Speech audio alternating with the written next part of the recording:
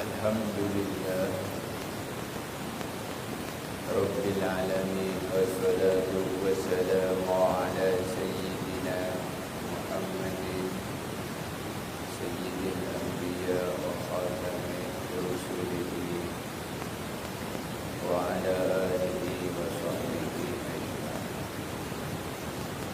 Alhamdulillah, kita panjatkan syukur kita kepada Allah.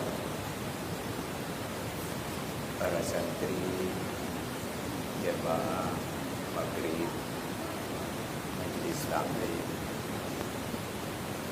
majlis ilmu, kita didudukkan oleh Allah,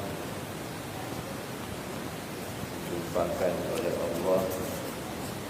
Mudah-mudahan perjumpaan ini perjumpaan yang diberkati oleh Allah Subhanahu wa Ta'ala.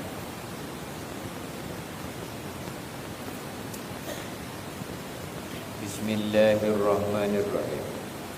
Qala al-musannifu rahimahullah wa nafa'ana bihi wa bi'ulumihi fid dharain amin.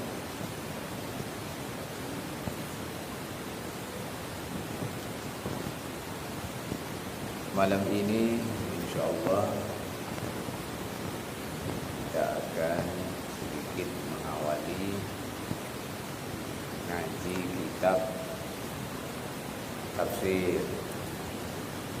Tafsir Ibnu Katsir. Untuk bulan selanjutnya nanti kita yang hadir membawa Quran tafsir lafzi. Itu nanti ada Qurannya yang sudah diartikan per kalimat, per kata, biar kita sedikit-sedikit mengetahui makna-makna Quran. Itu juga bagian daripada perkara yang harus kita ketahui. Al-Quran itu kitab suci diturunkan kepada Kanjeng Nabi Muhammad sebagai kitab terakhir, di mana rangkuman seluruh kitab diturunkan kepada seluruh para nabi, para rasul 124.000. Angka rangkuman dalam kitab yang diturunkan 104 kitab itu ada dalam Al-Quran. Hari ini kita membaca Al-Quran, pahalanya sangat besar, berlipat lagi kalau kita di samping membacanya mengerti maknanya. Bismillahirrahmanirrahim. Bismillahi, dengan menyebut nama Allah. Ar-Rahman, Allah itu Maha Rahman. Ar-Rahim, Allah itu Maha Rahim. Ar-Rahman Ar-Rahim itu digabungkan artinya yang Maha Kasih Sayang. Ar-Rahman ablaghu minar Rahim. Lafaz Ar-Rahman maknanya lebih luas dibanding Ar-Rahim.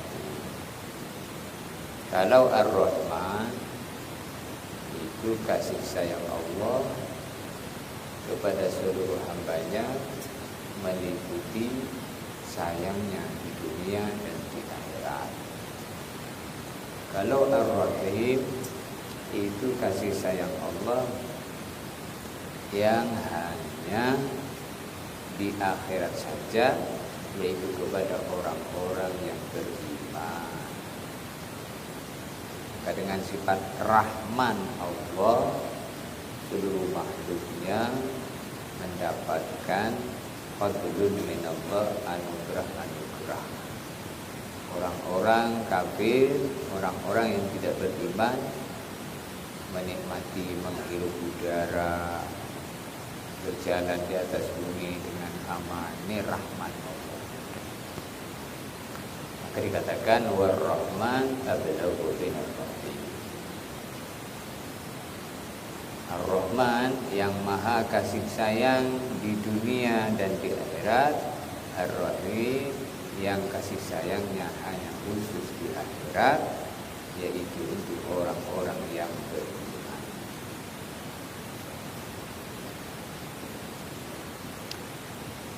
Maka di sini ditafsiri oleh Al-Imam Ibnu Katsir bahwa beliau menyampaikan hadis yang diriwayatkan oleh Sa'id ibnu Jubair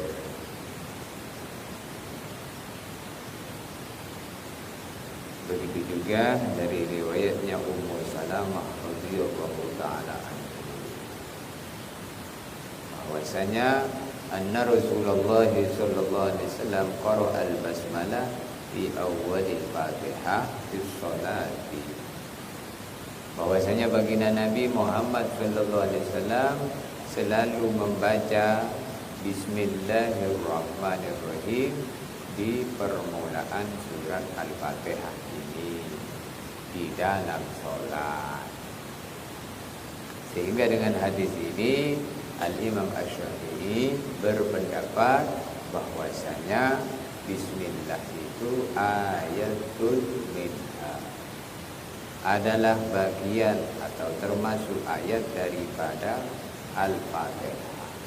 Sehingga kalau orang di dalam sholat dia membaca Al-Fatihah tidak pakai Bismillah, menurut Imam Syafi'i Fatihahnya tidak sah karena ada ayat yang ditinggal.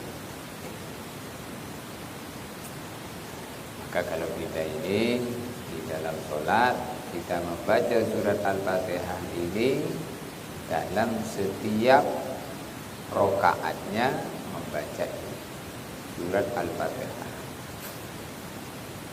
baik sholatnya itu berjamaah maupun sholatnya sendirian, baik sholatnya sholat fardu maupun sholat sunnah, dalam setiap rakaat wajib baca surat Al-Fatihah. Surat Al-Fatihah ini termasuk rukun qauli. Di walaupun kita ini bermakmum, jangan kemudian terlena dengan bacaan imam selepas Fatihah. Imam baca suratnya enak didengar, terus kita tidak baca Fatihah, hanya dengar bacaan surat atau ayat yang dibaca oleh. Jadi ketika kalau kita ini berjamaah, bacaan Fatihahnya makmum setelah Fatihahnya imam.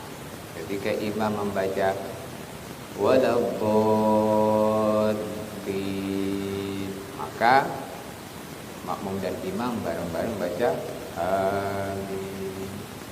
Kemudian imam baca surat, kita baca Al-Fatihah. Dalam rakaat pertama, rakaat kedua, rakaat ketiga, rakaat keempat, baik surat fardu maupun surat sunnah. Sehingga dikatakan la sholata liman lam yaqra bi ummil kitab. La sholat enggak sah sholat liman bagi orang yang dia ini sholat lam yaqra bi ummil kitab. Di dalam sholatnya, dalam setiap rokaatnya ada rokaat yang tidak membaca Al-Fatihah. Kalau kita ini sholat baik berjamaah maupun sendirian, jadi makmum atau jadi imam atau sholat sendirian, wajib membaca Fatihah.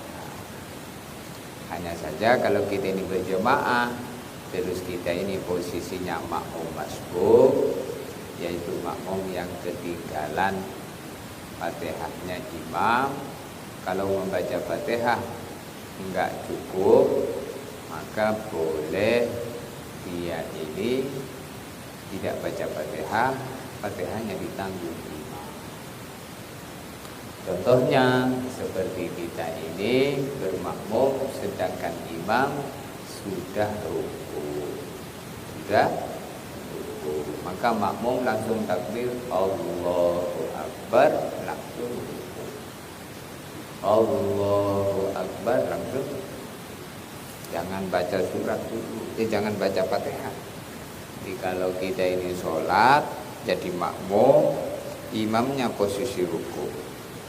Ini makmum masbuk. Maka kita takbir Allahu Akbar, langsung ruku. Tidak baca Fatihah. Fatihahnya ditanggung imam. Tapi kalau makmumnya makmum muwafiq, yang dia ini makmum sempurna dari awal, maka dia tetap setelah imam waladhdallin, maka imam baca ayat atau surat, makmum baca surat Al-Fatihah.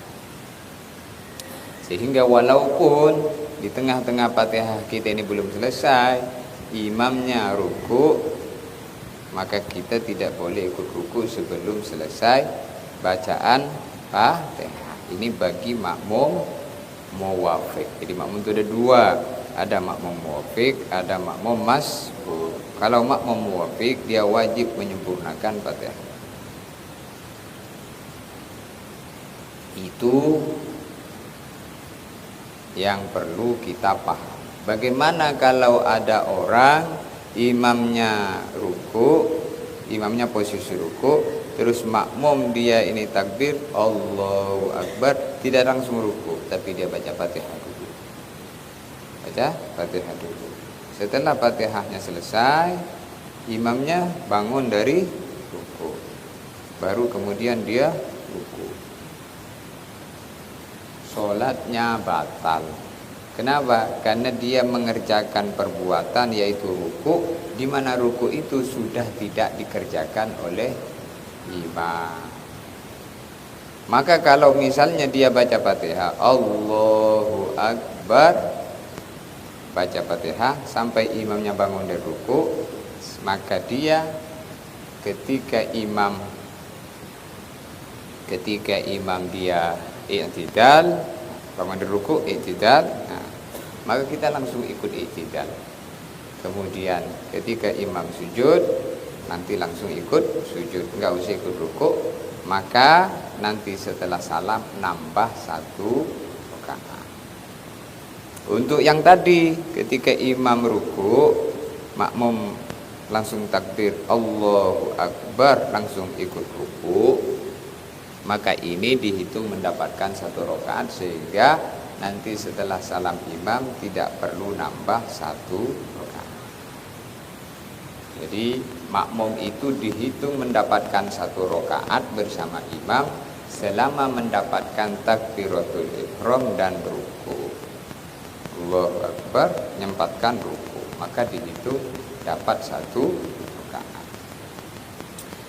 Maka surat Al-Fatihah ini menjadi rukun di dalam sholat. Bismillahi, dengan menyebut nama Allah, Ar-Rahman yang maha kasih sayang di dunia, Ar-Rahim yang maha kasih sayang di akhirat saja. Jadi Rahman ini sayang Allah yang luas meliputi dunia di akhirat. Jadi orang-orang walaupun tidak beriman mendapatkan bagian percikan dari rahmatnya Allah, sebab rahmat Allah kepada orang yang beriman. Maka di dalam Al-Quran Allah Ta'ala berfirman, وَلَقَدْ كَتَبْنَا فِي الزَّبُورِ مِنْ بَعْدِ الذِّكْرِ أَنَّ الْأَرْضَ يَرِثُهَا عِبَادِيَ الصَّالِحُونَ. وَلَقَدْ كَتَبْنَا فِي الزَّبُورِ, sungguh Allah telah membuat keputusan di dalam kitab Zabur. Maknanya kenapa disebut Zabur? Sebelum Al-Quran diturunkan, Allah Subhanahu wa Ta'ala telah membuat keputusan dalam kitab-kitab sebelumnya. Apa keputusan Allah? Annal arda, bahwa sesungguhnya bumi, yarisuha ibadiyas sholihun, diwariskan oleh Allah, diperuntukkan oleh Allah, diciptakan oleh Allah untuk hamba-hamba Allah yang sholihun, yang soleh. Sedangkan orang yang kemudian dia ini tidak soleh, lalu hidup di bumi, dia itu numpang. pemilik pewaris bumi itu diwariskan oleh Allah kepada orang-orang yang soleh. Sedangkan orang yang enggak soleh itu hanya numpang. Maka dalam hadis Nabi bersabda, la ya'tis sa'ah hatta la yuqala Allah Allah Allah. La ya'tis sa'atu, tidak akan terjadi hari kiamat, hatta la yuqala, sehingga sudah tidak disebut lagi di muka bumi ini Allah Allah Allah. Selama di bumi ini masih disebut Allah Allah, berarti pewaris bumi masih ada. Siapa? Orang yang beriman, orang yang soleh. Tapi kalau orang yang baik sudah tidak ada, berarti pemilihnya sudah ada, tidak, maka dihancurkan oleh Allah. Maka kita bersyukur menjadi orang iman.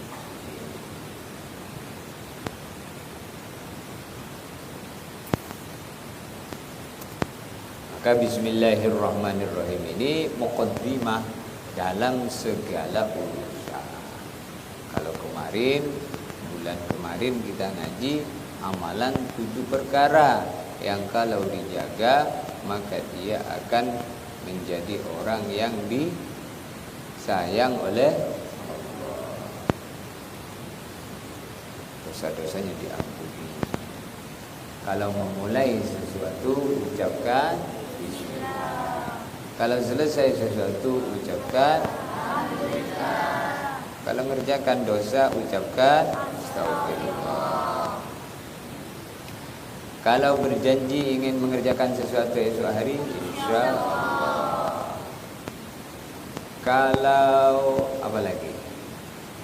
Kalau kita ini kemudian menghadapi perkara yang berat, ucapkan la haula wala quwata illa billah. Selain keadaan yang seperti itu, selain 4 keadaan tadi, maka perbanyak membaca la ilaha illallah Muhammad Rasulullah.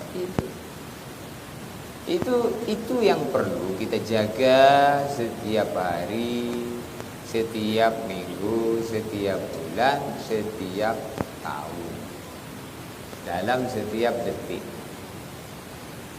Kita ini hidup ini, kalau kita renungin 1 tahun itu, kalau kita enggak kita pikir terasa cepat saja.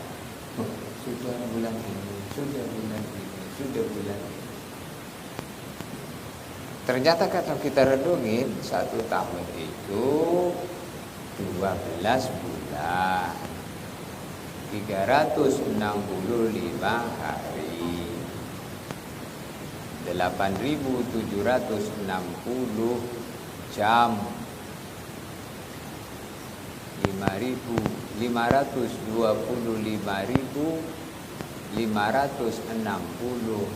menit, 31.536.000 detik. Itu sudah pernah hitung belum kita? Belum. Makanya makainya gratis. Kadang yang seperti itu enggak kita pikirkan, padahal 1 detik itu waktu. Bagaimana 1 detiknya itu kita diisi dengan perkara yang bermanfaat, sampai perkara yang selesai.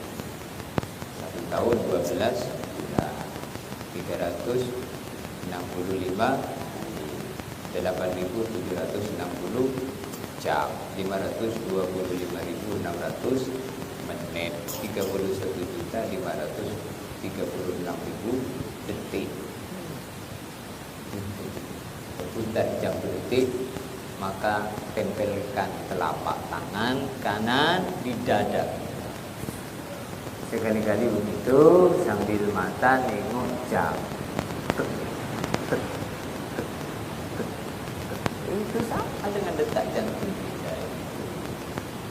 Mana keluar masuknya napas,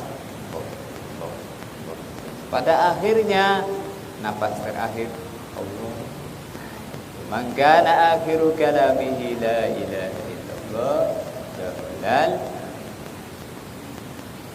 siapa kana akhiru kalamihi, akhir kalamnya adalah la ilaha illallah dakhalal jannah, maka pasti dia masuk surga. Itulah yang kita minta kepada Allah, sehingga kita disuruh doa, Allahumma ja'al akhiru kalamina indal bihai ajalina la ilaha illallah. Disuruh doa begitu. Allahumma ja'al akhiru kalamina, ya Allah Engkau jadikanlah akhir kalam kami, akhir ucapan kami, indantihai ajalina, yaitu ketika habisnya ajal kami. Intiha ajal itu ajalnya habis, yaitu ketika sekaratul maut. Gimana ucapan terakhir? La ilaha illallah. Ini begini, ini harus kita dengar supaya telinga kita itu jadi ingat kita. Maka pentingnya taklim. Taklim itulah yang diperintah oleh Nabi, karena itulah taklim untuk supaya melestarikan sabda Nabi, firman Allah, nasihat Nabi, nasihat Allah. Walaupun Nabi sudah wafat, tapi nasihatnya masih bersama kita.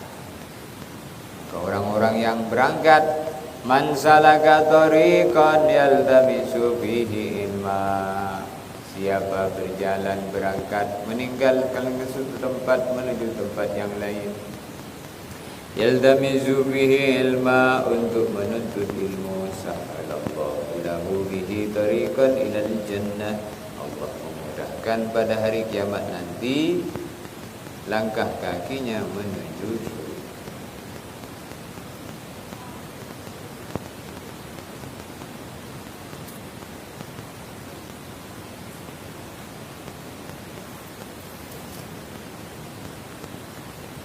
Ar-Rahman Ar-Rahim ismani mustaqqani minar rahmati ala wajhil mubalaghah. War-Rahman asyaddu mubalaghah min Rahim. War-Rahman asyaddu mubalaghatan min Rahim. Jadi Ar-Rahman Ar-Rahim itu dua lafaz yang diambil dari satu lafaz, yaitu rahmat. Rahman dan Rahim itu dua lafaz yang diambil dari satu lafaz, yaitu rahmat. Rahman itu artinya kasih sayang. War-Rahman ablaghu minar Rahim asyaddu mubalaghatan minar Rahim, dan maknanya Ar-Rahman lebih dalam, lebih luas rahmannya itu dibanding Rahim. Maka Ar-Rahman yang maha kasih sayang di dunia, di akhirat. Ar-Rahim yang maha kasih sayang di akhirat saja. Maka rahmat inilah alasan Allah memasukkan hambanya ke dalam surga. Udkhulul jannata bi rahmati, kata Allah nanti. Udkhulu, masuklah kalian semua al-jannata ke dalam surga. Bi rahmati, sebab rahmatku. Ba ini ba sababiyah. Bi rahmati, sebab rahmat. Jadi masuklah kalian semua ke dalam surga. Sebab apa? Bi rahmati, sebab rahmatnya Allah. Maka rahmat inilah yang kita minta. Allahumma inni as'aluka rahmatan min indika tahdi biha qalbi. Allahumma ya Allah, inni as'aluka rahmatan, saya mohon rahmatmu, tahdi biha, yang mana dengan rahmat yang kau berikan kepada saya, engkau menjadikan saya, memberi hidayah qalbi, hatiku, membimbing hati, sehingga hatinya dijaga oleh Allah. Nah, hatinya dijaga, matanya dijaga oleh Allah, telinganya dijaga oleh Allah, dari ujung rambut sampai ujung kaki dijaga oleh Allah. Dari apa? Dari perbuatan maksiat, perbuatan yang dilarang dengan rahmat Allah. Sehingga dalam riwayat disebutkan, man arada ayyahya sa'ida, siapa orang pengen hidup bahagia, fayamutu syahida, pengen mati syahid, falyakul bismillahirrahmanirrahim, hendaklah selalu membaca bismillahirrahmanirrahim, inda ibtida'i kulli amrin, setiap memulai segala urusan.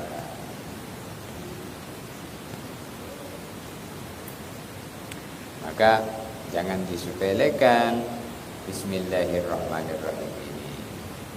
Kita mulai segala sesuatu dengan bismillahirrahmanirrahim.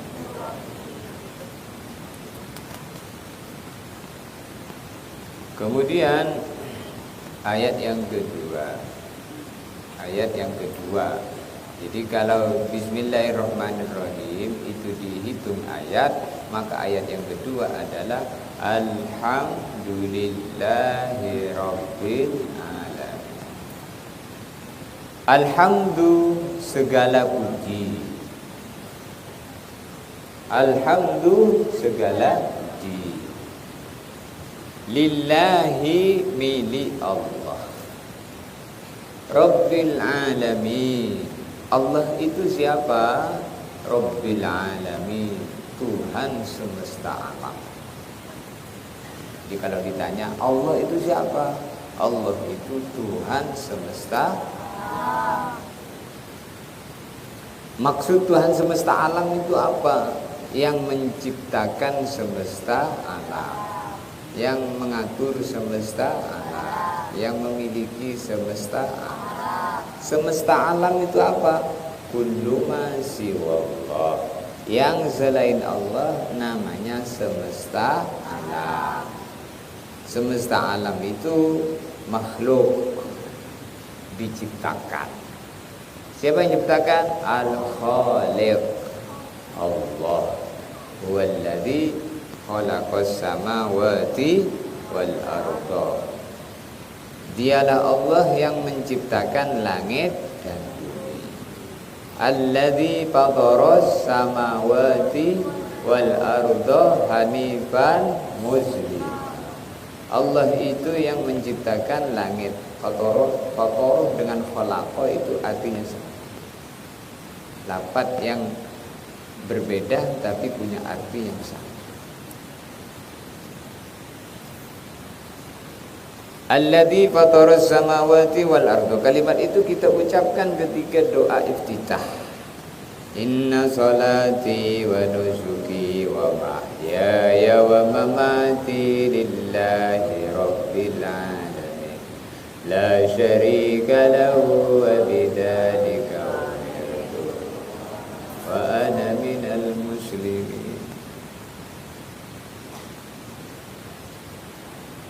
Inni wajjahtu wajhiya lilladzi fataras samawati wal arda hanifan muslima wa ma ana minal musyrikin. Inna sholati.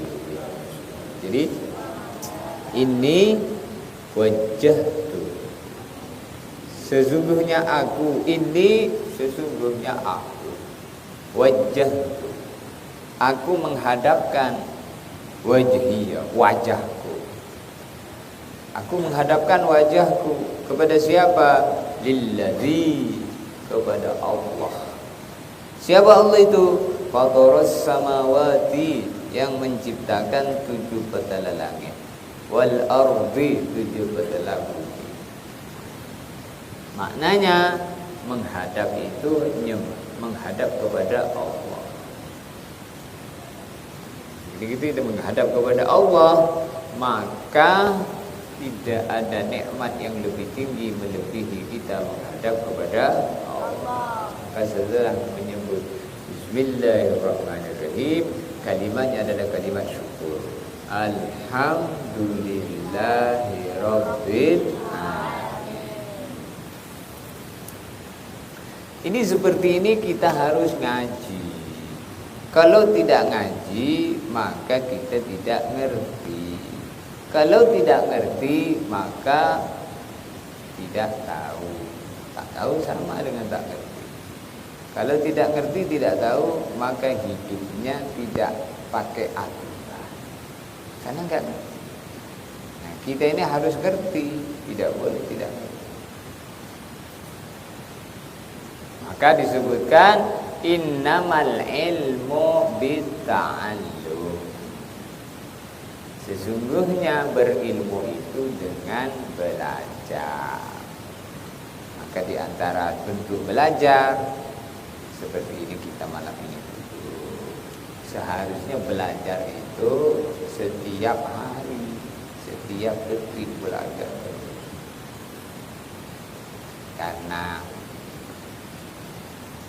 terbatasnya waktu, maka kita menyempatkan diri minimal sebulan sekali, seminggu sekali, lalu setiap hari. Wa kun mustafidan kulla yawmin ziyadatan minal ilmi wasbah fi buhuril fawaidi. Wa kun, dan jadilah kamu hidup di dunia ini mustafidan kulla yawmin ziyadatan, orang yang selalu mendapatkan tambahan-tambahan setiap hari. Hendaklah kamu hidup di dunia ini menjadi orang yang selalu mendapatkan tambahan-tambahan. Tambahan apa? Minal ilmi, yaitu tambahan ilmu. Maka satu-satunya doa di dalam Al-Quran yang mana Nabi diperintah untuk minta tambahan terus adalah Nabi suruh minta tambahan ilmu.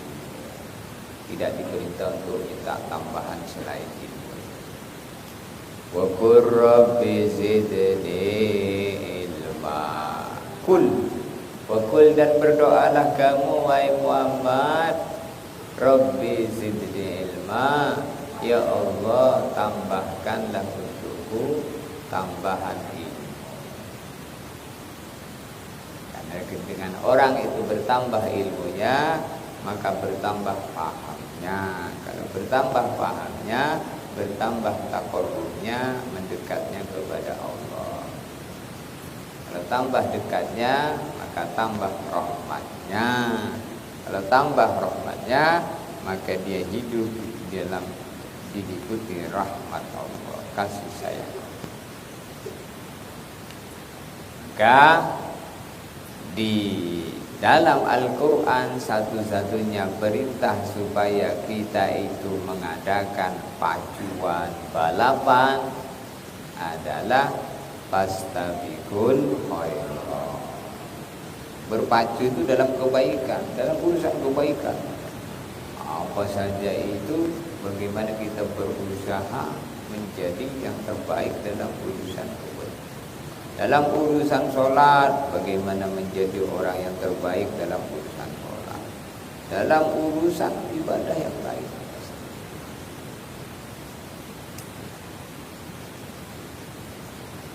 Maka kehidupan kita di dunia ini tujuannya hanya satu, yaitu bagaimana Allah ridho. Maka alhamdulillahi rabbil alamin, alhamdulillah segala puji lillahi milik Allah. Maknanya segala sesuatu milik Allah. Segala sesuatu, apa sesuatu? Ya semuanya. Sesuatu itu semuanya.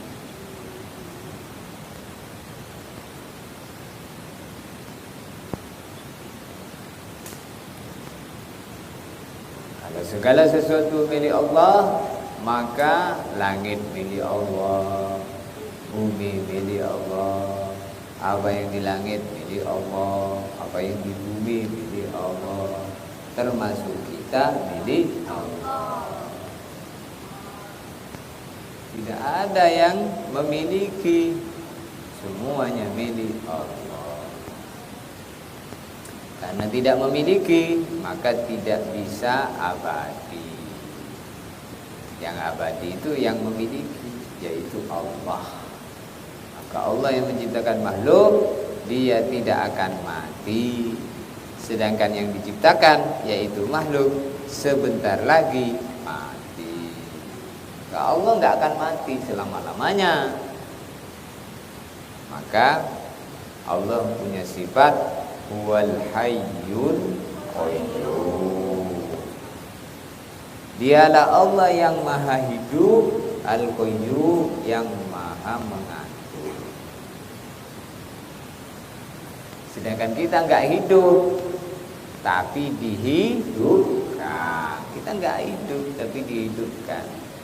Siapa yang dia dihidupkan, nanti akan dimatikan, walaupun dia tidak mau. Siapa yang dihidupkan, maka dia akan dimatikan. Maka alhamdulillahirabbil alamin, ini kalimat syukur kita kepada Allah yang menciptakan alam, memiliki alam, memiliki semuanya. Maka di sini alhamdulillah asyukru lillahi khalisan duna sa'irin ma yu'badu min dunihi. Alhamdulillah adalah lafaz asyukru lillahi khalisan, bersyukur murni kepada Allah. Duna sa'irin ma yu'badu min dunihi, tidak pantas bersyukurnya, berterima kasihnya kepada siapa saja yang disembah selain Allah. Maknanya kita nyembah hanya kepada Allah, enggak pantas menyembah kepada selain Allah. Menyembah kepada Allah, maka kalau meminta hanya kepada Allah. Kalau menyembah kepada Allah, maka mintanya kepada Allah. Minta kepada Allah itu namanya berdoa. Maka sholat itu artinya as-sholat ad-du'a. Sholat itu artinya doa. Sholat itu artinya doa. Sholat itu wajib, ya benar, wajib. Yang diwajibkan 24 jam sehari semalam, 5 waktu. Zuhur, asar, maghrib, isya, subuh. Itu enggak boleh ditinggalkan, enggak boleh tawar-menawar, enggak boleh ditinggalkan. Karena sholat 5 waktu itu kuncinya surga. Maka kalau kita ini punya kunci, giginya itu 5, patah 1, maka dol, nggak bisa membuka, karena hilang 1.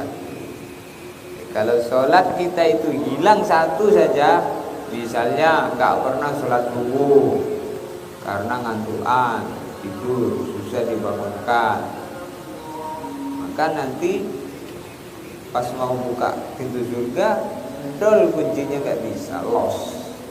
Karena hilang giginya 1, patah. Siapa yang pernah punya kunci lemari? Nah, sudah dihitung giginya berapa? Giginya coba dihitung. Ah iya, kalau 3 patah 1, tinggal 2, itu nggak bisa. Mumpung masih hidup, maka mari sama-sama menjaga urusan-urusan yang harus kita kerjakan. Sholat harus kerjakan. Bagus lagi kalau sholatnya dengan berjamaah tempat azan. Maka alhamdulillahirabbil alamin ini di sini disebutkan huwa asyukru khalisan lillah. Bentuk syukur murni kepada Allah itu mengucapkan alhamdulillah.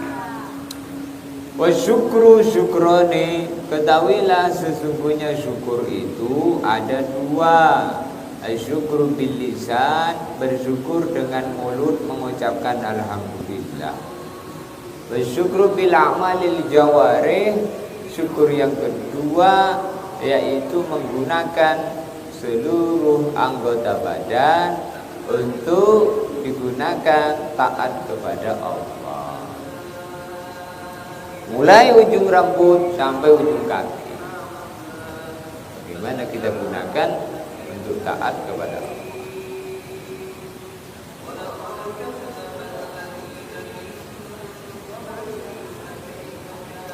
Orang yang dia ini selalu bersyukur kepada Allah, maka macam-macam nikmat disempurnakan oleh Allah. La in syakartum la azidannakum wa la in kafartum inna adzabi lasyadid. La in syakartum, kalau kalian itu bersyukur kepada Allah, la azidannakum, maka pasti Allah nambah nikmat yang disyukuri.